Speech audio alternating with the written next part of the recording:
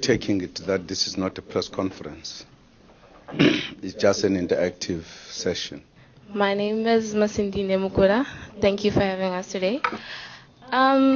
Since, the Protection of Information Bill is about to be passed here in South Africa, don't you think that it will have a negative, it will affect the media negatively via developments, and us as aspiring journalists, won't it affect us negatively? As you know, this matter was debated a great deal in Parliament, and it was debated a great deal in the society. I think parliamentarians went around asking views of people, and people are not necessarily agreeing on every detail, although the public representatives, the majority of them, agreed with the bill. It depends at what aspect we are looking at of the bill, because people at times just generalize about the bill.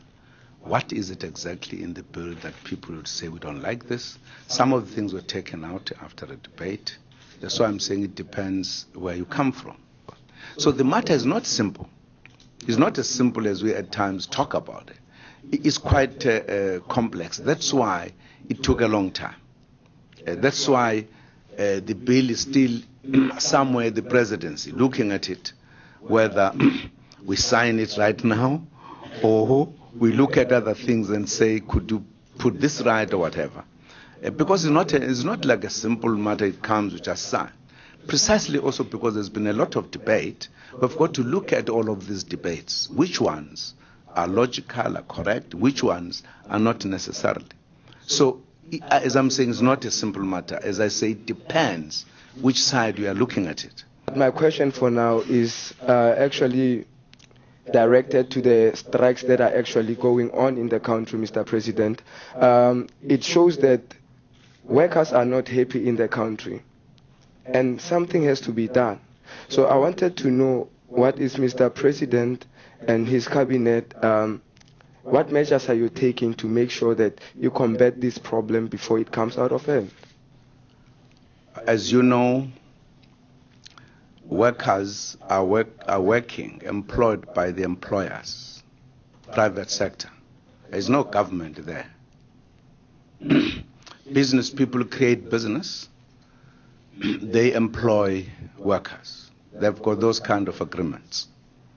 Government is not there to participate as they agree that I'm employing you, this is going to be the salary, these are conditions.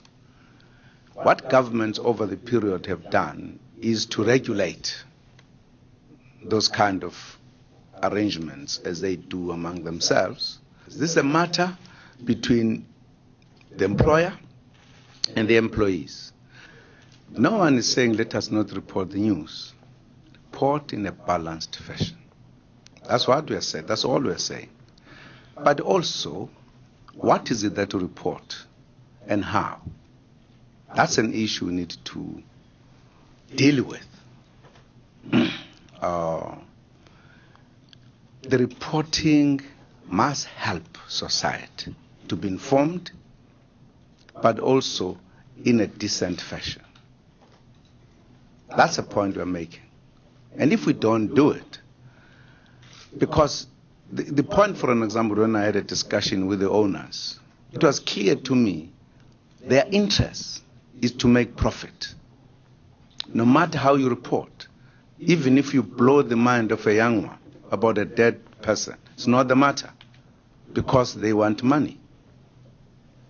I think that's a point I'm saying journalists should grapple with. Not that you shouldn't. That's why I made an example of the towers in New York. There was very effective reporting, but we never saw a single dead body. I often say to the leaders of the political parties, even if we disagree, there must be some things that are of national interest that we must all agree that on these issues we don't play politics because they mean the life of the nation. We need to reach that point and then say, how do we take those forward?